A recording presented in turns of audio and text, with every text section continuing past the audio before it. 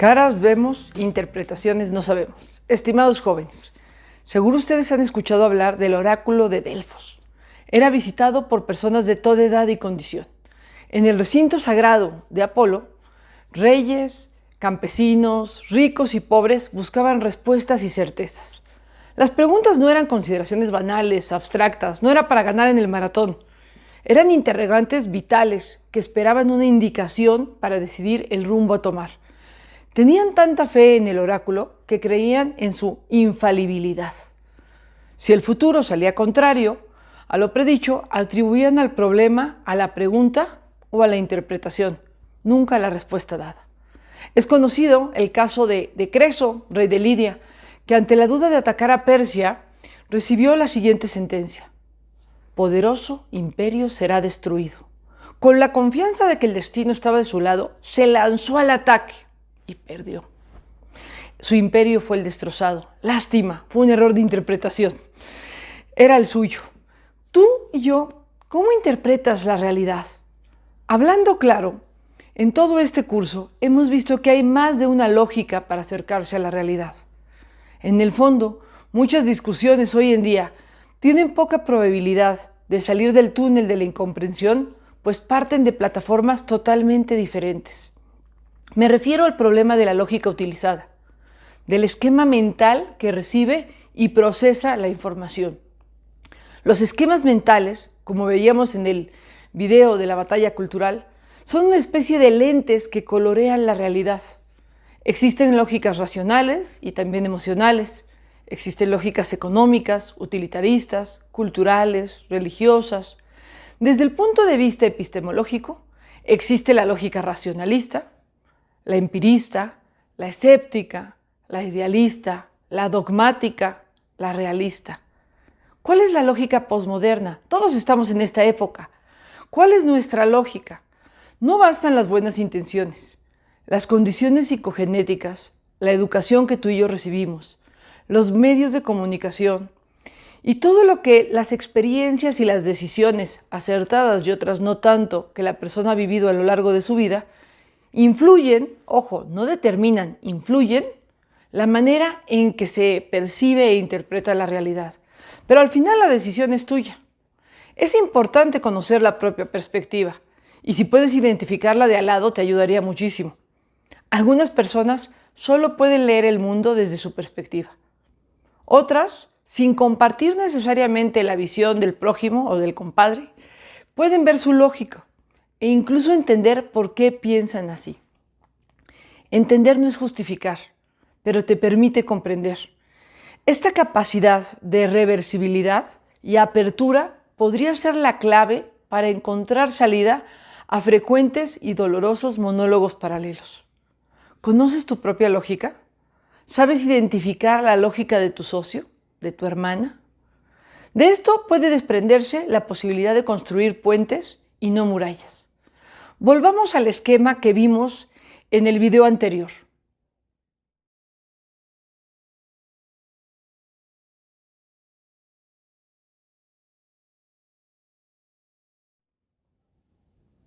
Apliquemos este esquema con varios ejemplos.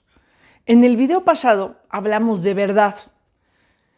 ¿Qué pasa con el bien? ¿Qué es el bien? ¿Cómo distinguir entre un bien aparente y un bien real? Es típico escuchar, bueno, lo que es bueno para uno no necesariamente es para el otro. Es verdad, tiene mucho de verdad. Pero ¿cómo distinguir? Para unos el bien es lo que desean. ¿Qué pasa si desean algo tuyo? Un tequila es un bien. Un tequila doble, supongo, es un doble bien. Pero si la persona es alcohólica, es un mal aunque se le antoje. No importa si esta persona es de México o de China, su religión, su edad, su raza, lo que ustedes quieran, no importa. ¿Por qué? Porque le hace mal. ¿De qué depende? No basta que sea un producto 100% orgánico, de calidad. El tequila es un bien en sí mismo, pero puede no ser un bien para una persona que sufre de la enfermedad de alcoholismo. Aristóteles decía que el bien es aquello que perfecciona la naturaleza del ente. ¿Qué es eso? A veces suena muy abstracto. Vamos por partes. Ente es lo que vamos a estudiar, lo que estamos viendo, si es un bien o no es un bien. Eso es ente. Naturaleza. ¿Qué es la naturaleza? La esencia constitutiva de un ente, la esencia en cuanto a principio de operaciones específicas. Suena muy complicado, pero realmente es fácil. ¿Cuál es la esencia, por ejemplo, de un plumón? ¿Cuál es la esencia de un plumón? Pintar. Puedo usarlo para otras cosas. Puedo usarlo para rascarme el hombro. Pero realmente la esencia de este plumón es pintar. ¿Qué pasa si lo dejo 15 días destapado? Creo que no es sorpresa. Hay verdades sin dueño. Aquí o en el país que sea, se va a secar. Ya no sirve. Y es un mal para el plumón. Pasó de plumón a basura. No sirve de nada. Pero, Maru, si yo sé que te lo regaló tu exnovio y cuando tu marido lo veía se ardía y demás, eso sería un problema, harina de otro costal. Un problema para el ente Guillermo o para el ente Maru. Para el ente plumón fue un mal porque impide sus operaciones específicas, impide su esencia. Pasó de plumón a basura. ¿Es un bien o es un mal tomar de más? No es que haya hablado yo ni con el rector, ni con tu abuelita, ni con el rabino, ni con el sacerdote. Hay verdades sin dueño, no dependen del lugar de la persona que lo dice. El agua es H2O aquí y en Hong Kong, en Alemania o en Jordania, para Hugo, Paco o Luis. Hay bienes también objetivos. De hecho, todo bien puede ser bueno en sí mismo.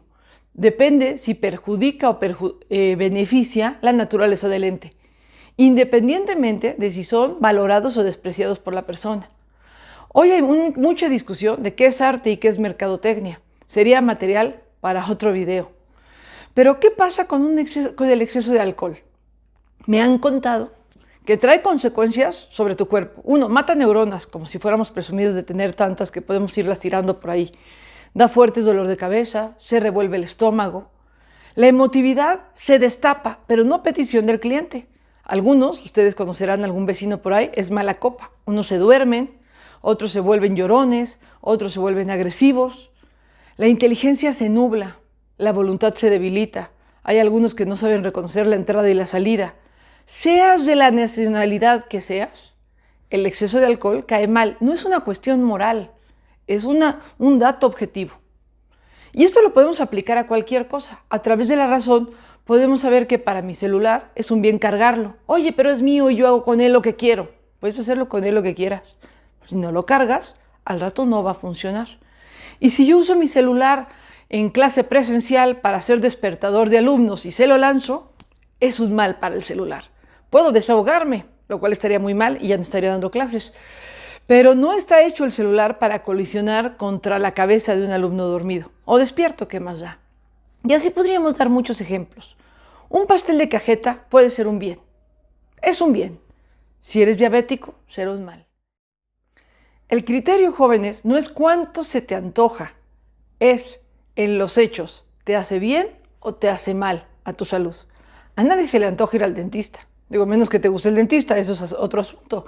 Pero hay que hacer nuestras visitas periódicas por el bien de la salud dental. Siguiendo con el esquema, ¿cómo ves tú la libertad? Lo puedes ver como la posibilidad de elegir el bien, comprometerte con algo o alguien que vale la pena. Es un camino de realización.